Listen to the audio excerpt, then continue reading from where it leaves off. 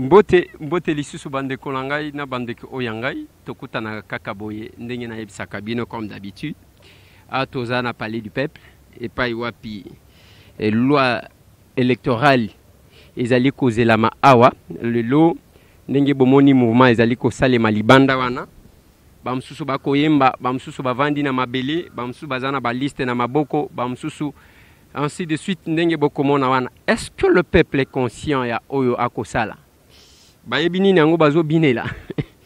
Est-ce que peuple akoyeba nini yango azali kosepela to babengi bango kaka système ya yaka okozwa 1000 francs bongo kende?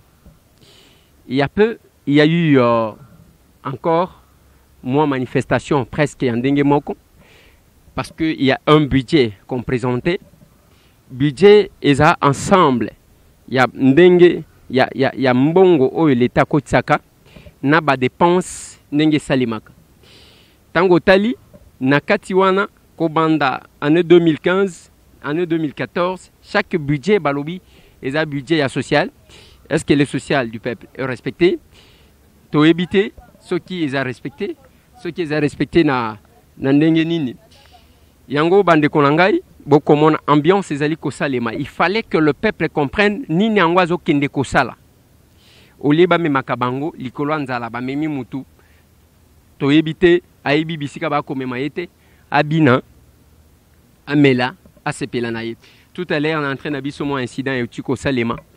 C'est un capitaine qui s'est décidé de nous empêcher et de nous demander d'écraser les images. Pour éviter ceux qui t'ont écrasé les images pour les Cambounines. Quelles sont les instructions qui ont été données pour éviter à la Kisibiso caméra, Batia Likolo, pour éviter ceux qui caméra, et caméra, ya ko surveiller Kabiso, to eza yandengenin. Masolo bande konangai, il faut toloba que débat sur la loi électorale, balingi basala lelo, et ça débat ils ont tombé pendant le moment, il y a ba tension makasi na kati ya Assemblée nationale. Tension oyo eza d'abord entre mwana mboka Obemina Kunzala Nzoko, président et Assemblée nationale, secrétaire général et la majorité présidentielle, na Henri Thomas Lokondo, l'un des membres de la majorité présidentielle et l'un des députés au baleki saka balwa ya makasi na hémicycle oyo. Et koleka ndenge nini Thomas Lokondo alobi akobimisa déjà motion de censure naye azo récolté ba signature motion de censure contre nani contre mwana mboka Bruno Tshibala obomoni bami de Tshibala babimi ba collègue de Tshibala babimi ndenge bokomona batu bakobina wana eza na ndenge wana. Est-ce que la loi sera débattue, le débat sera au moins normal ou bien kozala débat moko ya tantôt plus tôt? La loi électorale, pourquoi on doit chaque fois modifier la loi électorale à chaque élection? Pourquoi on doit modifier? Quels sont les éléments nouveaux? Il faut te rappeler que le même projet sur la loi électorale et bimi sakaba incident en 2015, la date il y a 19-20-21 au etikala historique, c'est à cause de cette même loi. Est-ce que zongi sous une autre forme, te zongi na bamandement moussous, bamasolo bande konangai, te komeka ko observer kotali sabino ce qui se passe. Pour ça, nabiso zalaki a to solo na baimboka o bakobina libanda totala tokoka ko comprendre ni nango baye ko sal et quel est l'intérêt qu'ils ont. Est-ce que bazo comprendre makamango baye ko sala ou bien baye kaka bayemba mo muke pi ba telema bakeni. Voilà bande konangai, mais sinon tension ezama kasi awa. On ne sait pas comment ça va se terminer entre Obem Minaku Nzala Nzoko na Henri Thomas Lokondo contrainte aujourd'hui. Il y a Moutou, il y a G7, il y a Soloto, il y a Lokuta. On a habité chacun libre de prendre ses positions. Mais voilà. Tous les Kota, Total Sabino, ceux qui plaignaient les bandits, ceux qui vont accorder Bisso, et Zamoussala. Merci. Bande Kobalandi Tozana Katia hémicycle. Makamangwe Koumela. Il faut signaler bino que na minito ba uti ko signaler biso que na luba kuna na province ya Lomami ezali opesi mbwa boyi bato ba kimi bazali susu na kati ya mboka te pamba te ba militaire ba positionna kuna en prévision ya makambo ya ba mai bazali ko tracasser. Mais na kati ya hémicycle to kopesa bino détail plus tard. Botika ete tozwa mwa muke mwana mboka Toussaint Alonga land député ya ya opposition to tunaye mwa mutuna honorable Mboti Mbote ndeko Eliezer ulati costume boye ko sala défilé ndenge boya ko sala défilé de mode loko malonge bimaka te yebi ke biso ya ko sala défilé te biso ya koloba soko moninga na yeseke makambo koloba ezali surtout ne to traiter makambo ya loi électorale il faut kaka biso toza wana nde bato peuple na biso akoyoka makambo bien so toza te bakoyoka makambo malamu te. Voilà, honorable Boyeli makambu ya loi électorale et tout. Et ça, loi où bomisaka batouté les 19, 20, 21 janvier 2015. Bon, c'est-à-dire que na loi où yo basali bayeli sous na moyibi comme d'habitude. Na article moko je crois 118 bazolo bak o babengi yango c'est légal. C'est-à-dire que pose à la partie politique aux à la concerner na makambo répartition ba siège il faut partir na yo eza na 3% ya sei légal elingi olobani elingi olobaki soki nombre bon rôle bazali 45 millions parti pour au bénéficier na siège ya député ozwa 3% à 45 millions 3% ne go représenter ba 4 à 5 millions or to ebi que eza difficile parti politique ba parti na biso et comme na 3% wana wana ezaka modèle mo basali pour ba exclure ba parti mosusu ba pesa ba avantage na PPRD c'est-à-dire moi ba parti nyonso yo yebi ba eko disparaître et au tikala ka parti lokola MLC PPRD MLC IDPS et INC les palou les autres, et encore que Bakom a peine à 3% wana. Parce que le mécanisme bâti en place, loi oyo bayenango, ils ont violé la constitution. L'article 5 nango, na linéa, je crois 5 ou 7, ils ont le baquet. Il faut tous ano babenga ango suffrage, égalité à suffrage. Or, principe il y a liberté lingo le baquet. Chaque parti politique ils ont concouru na conquête ya pouvoir. Ils ont parti à Mouké, tout parti à Monel. Ce n'est pas la loi électorale qui va exprimer la négation. Il y a liberté, il y a parti, il y a concourir na conquête ya pouvoir. Non. La constitution, il y a biso, est posée par principe. La loi électorale est à la contre na ba disposition constitutionnelle la tangité. Et là, il y a mis balé. Charte africaine, il y a démocratie dans l'élection. Et lobby que bakoki ko changer ba règle ya jeter na moment où il faut préparer l'élection. Et puis si yango RDC mboka na biso eza signataire na charte wana. Ozomona que cette histoire est outil directement dans le laboratoire na PPRD. Mais outil exact que ça secret. Est-ce que Hollanda qui va audio il y a rencontre à hôtel Fleuve Congo? Na tina Hollanda même en hôtel. So ina tangi constitution. Na tangi charte africaine wana omona ke bateau basali eloko wana bana problème. Mais déjà na katia salle parce que to meli mo muke c'est plus l'opposition de répondre qui avant que la majorité. Est-ce que Isaac Kolobake bakenda kina nous harmoniser ba mon ndenge ya korouler bino so ki to lobi boye défiler c'est parce que botika la jamais ko faire passer que votre opinion ezaka bolobi bango ba impose 2015 article 8 ezonga kandenge balongola kango ele kanaka ezalika ka opposition article 8 elongwaka oyo même na bango ba ta PPRD na ndimite ke belé bazana ba olinga ba disparaître etika ka PPRD ba parti belé zana pe ali PPRD ba ko bondima te c'est impossible. C'est-à-dire les balingate article 118 wana ekolekanaka jamais. Nalobi non jamais parce que même token même on est to attaquer on est constitutionnalité. Et to attaquer en na ko démontrer bango lelo noir sur blanc que constitution est violée. Il y a deux instruments où est important. Constitution na charte africaine wana sur les élections. Et zolobake tango bozana processus ya élection bokoki ko changer ba règle de jeter. Et ça clair.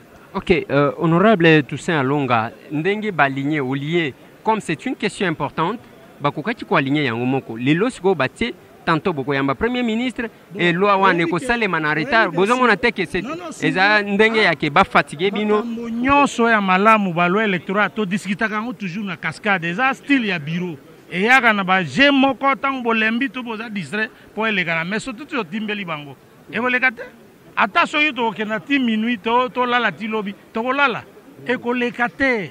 Ok, écolégate, mais maintenant c'est une loi. Constitution, hein. Ils ont reconnaître la partie nyonso pouvoir et concourir. Ils ont la liberté, il y a conquérir le pouvoir. Ils ont partie à moquette ou à monene. Ou à la constitution, vous devez reconnaître. Il n'appartient pas ni gouvernement, ni séni, baya ne loko moko ya ndengwana. Ça paraît un peu stupide. Esprit kaka ya moyibi ya koluka to musuba disparaître pour bino bozala ezala kate e kozala kate na lingi débat wana bato mayele ya PPRD to affronter bango lelo. Voilà, na lingi na yeba honorable Toussaint Alonga ndenge débat e ko salema d'abord après makambu ya premier ministre ou à répondre. Mais il y a aussi un autre volet. Et ça débat, il y a un moment, il y a moins de tension entre un député célèbre de l'hémicycle ici. Je condamne ça. Oui, et Thomas Lokondo, na président de l'Assemblée. Je condamne l'incident, mais je condamne surtout le comportement du député irresponsable dans les propos à tenir à l'Assemblée. Mais ndenge batu bako sangana soit disant ba communicateur et la majorité pour pas en finga député. Alors ça devient dangereux. Tokoki ko confondre majorité présidentielle et une entreprise privée et l'état. Mais balobi président Lobakina Thomas Lokondo qu'il faut à la police. Le problème est zate. Je crois que oba benga ngo nani Lionel Jospin abando benga ngo le délit de sale gueule. Et koki ko koma.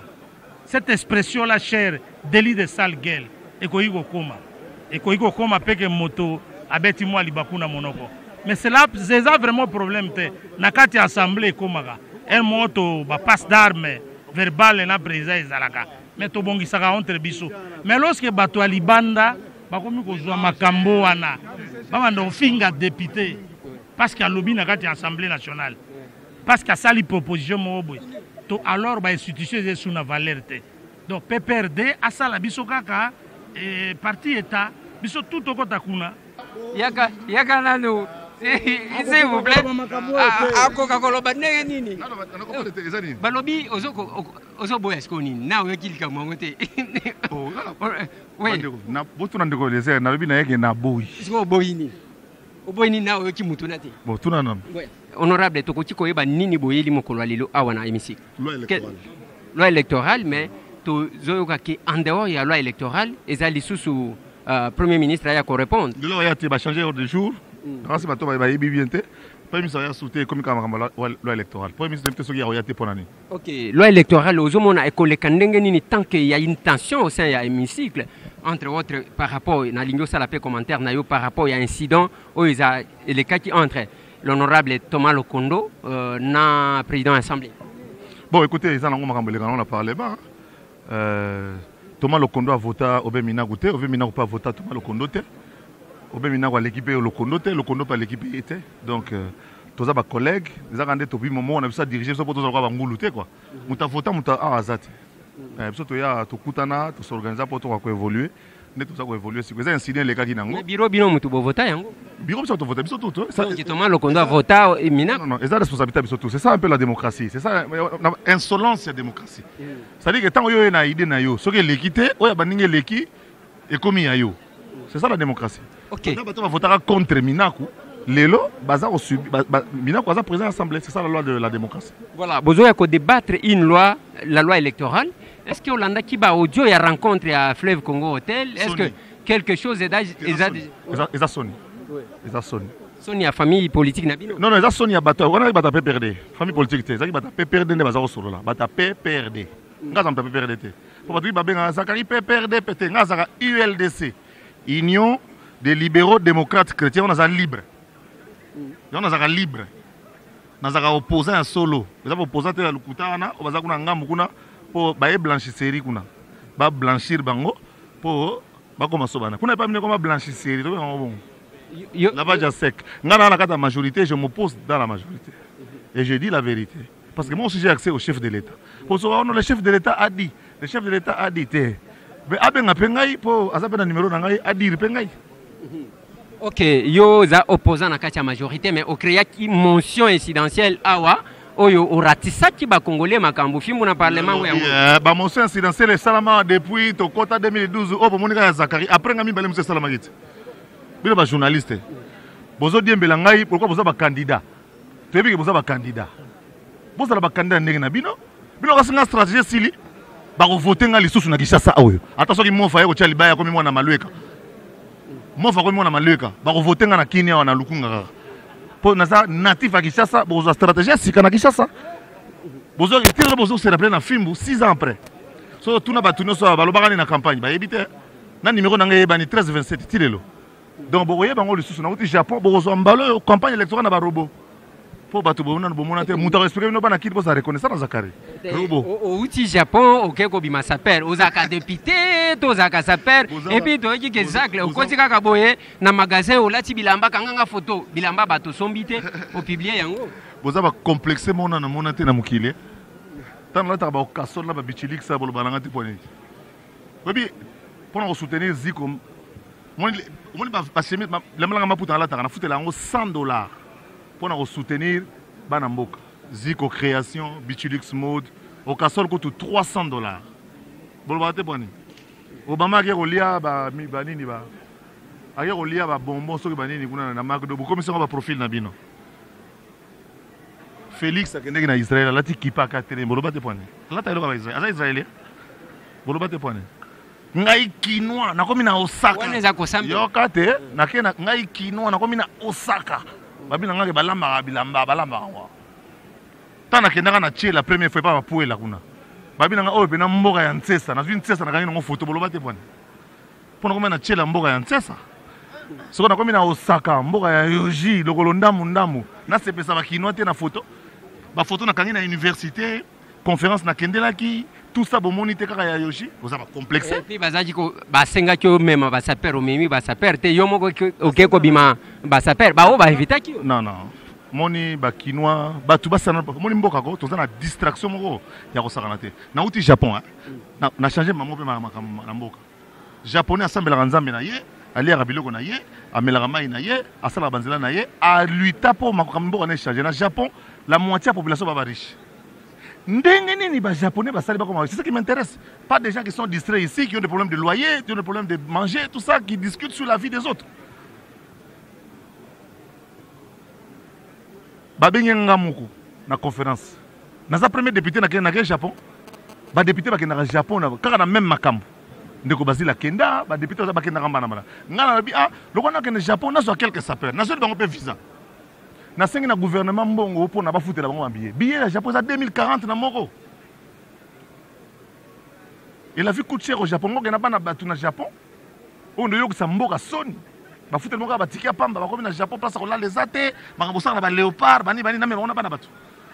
Na kenga moko ndenge ndeko Basila Kenda ndenge ba député belé ba kenda na Japon na mission parlement ebelé, bon na bango te ka Zakari. On est complexe. Zakari homme d'État ou bien Zakari saper? Zakari baba baso mutasala ki député, mutakoma leader, mutasala ngaki député mutasala ngai, bantu baza ba ngaki député mutekom sanga ngai, ngana ngai ata lobby. Obe mina ku lobby so aza sous président assemblée tazongi mutu.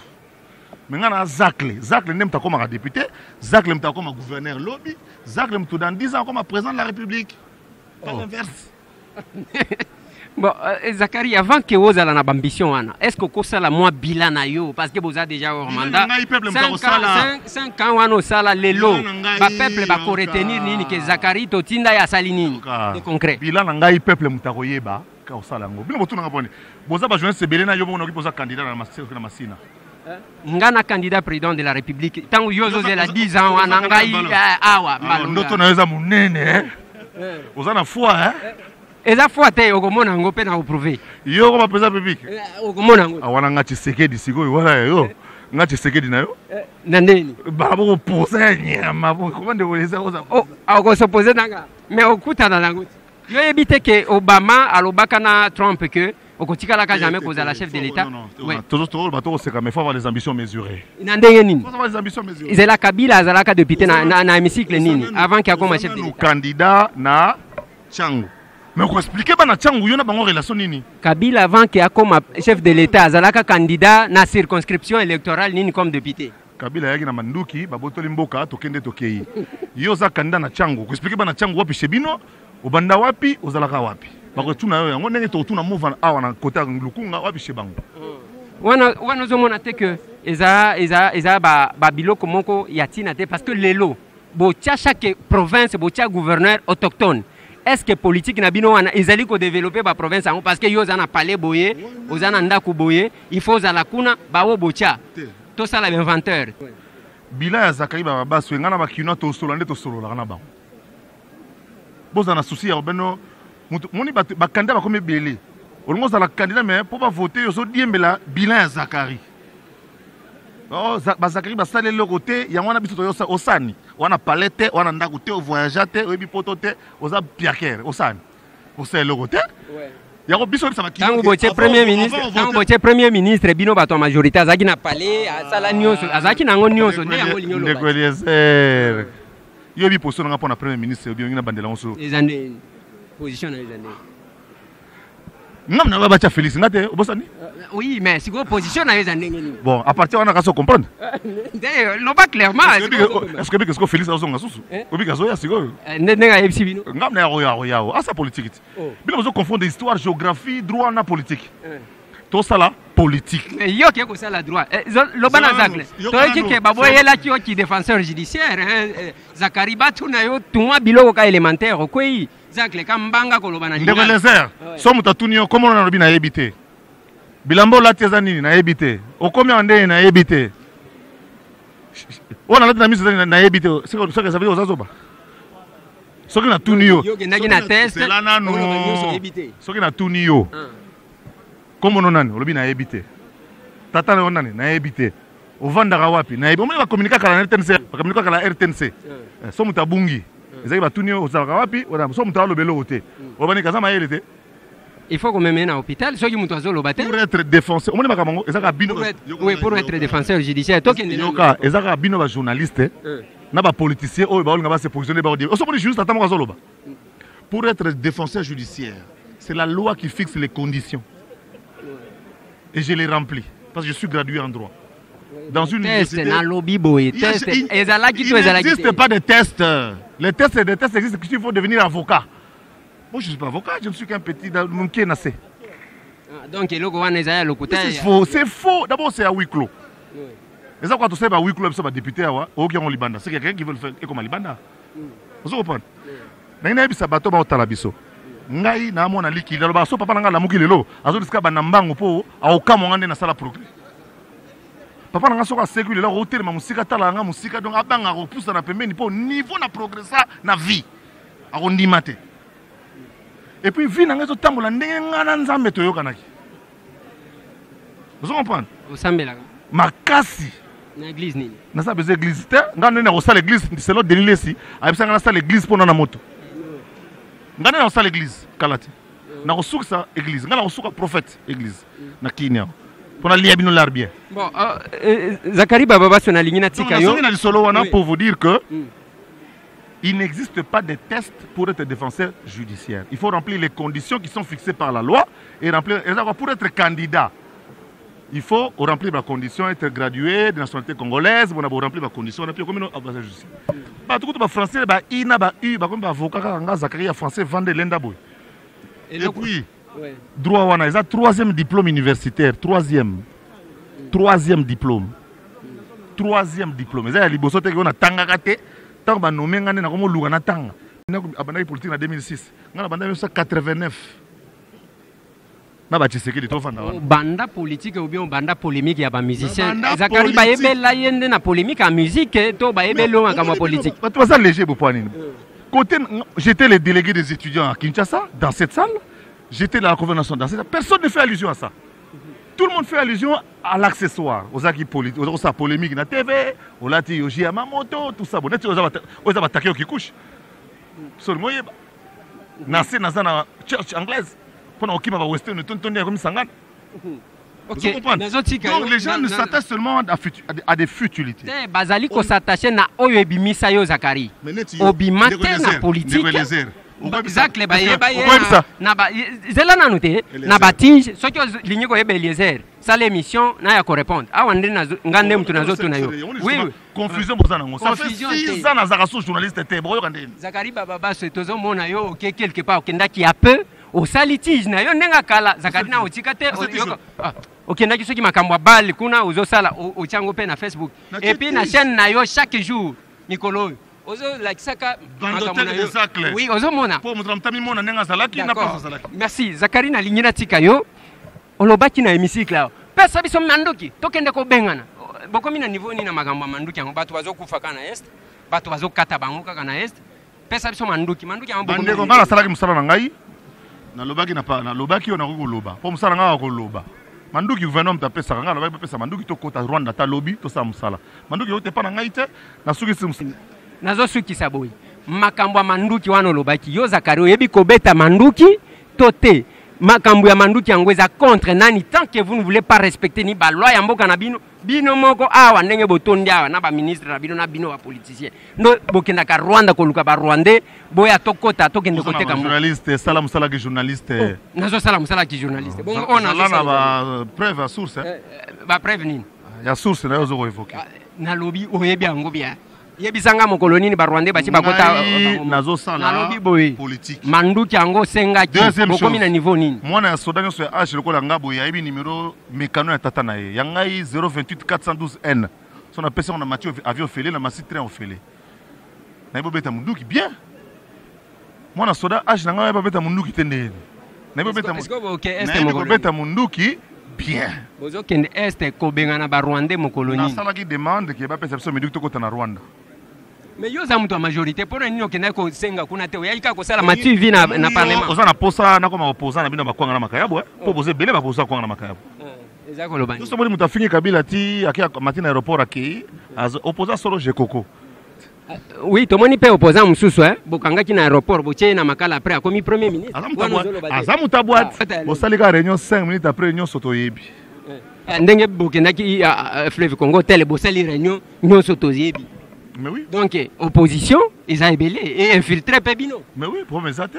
Mais il y a bien sikoyo. Est-ce que Zakari est fier de quoi appartenir à la majorité au Lilo? Si oui, parce que la majorité s'aligne. En tant que politicien ou en tant que citoyen militant dans Nous tous en tant que politicien. Mais un politicien a un camp où on est de la majorité, on est de l'opposition. Moi, je suis d'être dans la majorité avec un comportement de l'opposition. Avec un comportement de l'opposition, c'est-à-dire de dire les choses à l'intérieur de l'opposition. Combien de fois vous avez dit que plus place. Vous, la plupart d'opposants, quand vous voyez Kabila, Monsieur le Président, je vous admire beaucoup. Monsieur le Président, ça ne va pas. C'est tout. Monsieur le Bango. Mbala mbala. Oui, puis je ne sais pas que Tiamon a dit que qu'on a pas peur ou on a dit ça qui joue na zagi na yoki sangoke non. Bazo même Bruno Tshibala mbango pas président. Et on a oueli qu'on les na TV n'expliquer que bah toi na ba faute tête. Ça même populaire. Bon mais on a du boulot, net loi aux autres votants au boulot bima. Et ben donc selon yo il ne faut pas voter. Et puis parti na ngé moi. Donc aux contre alors. Dans un contre au Saranata. Motion de censure contre Bruno Tshibala est en cours. Zakari Babas pour la motion, toi contre la motion. Je suis rentré hier, je vais lire la quintessence, s'il faut signer, je vais la signer. Pour de ce point de vue, en fait, moi, Kabila ne m'a pas demandé de me lier les pas, à lier à la Maborote. Moi, le langage que Ogan n'a pas Kabila, assumez-vous, prenez-vous en charge. Alors, assumez-vous, ça veut dire quoi? Je dois être responsable de ce que je fais, je vais lire la motion, sur quelle base elle se fonde. Vous connaissez ma position par rapport à Bruno Tshibala. Merci. Il a rappelé Batouké, il comme politicien, il journaliste, il Wingé, il comme politique. mais Chiwenge ezaka na nzoto ata elobeli na yo na longwa wenge biso yo pe komoloba bongo jamais yo na baindia komoloba lingala ya biso bayanki oya njamba jali mojalisi te ngani natikala koloba ngo te nga na villageois oyebi ke nga na l'unique villageois ya Kinshasa ezanga bino nyonso tu omoni sur 12 millions ngai l'unique villageois te oya na kini ovandisa idéologie na yo endimama oza kanda na changu bokuswana bana changu yo nde otini naza candidat président de la République Zakari dis-moi nazanga 100 000 soki naza nango okomona pour la première fois pour 500 000 dollars na baki okenda kozwa l'art na Congo Brazzaville toyebi wana ezaki ka moi miette c'est du n'importe quoi c'est ça omoni Congo toza na ndeko toza distrait moko yokana je vais te dire une chose nauti direct elobini yokana nauti direct elobini direct il y a quelqu'un qui gère ça direct elobini ni te na lobi boye soki olobi mbongo nguta kona te direct test mutoganya zali direct elobini direct TV direct ezaki idéologie mobimba je le robima dans la 10 ans ngo ndeto robimisa on va gagner là. Voilà Zakari Papa c'est tout ça na suka na pesi bina bana kini mbote tout loi euro na katiti ngate ngaiti ba mova sakani na ba minako ngate voilà bandeko balandi moko kaka boye posa koseka kozwa kabana mai ezaki bongo mwana mboka Zakari Baba baso alobi ndenga alobelaki ya biso musala tosali za yango wana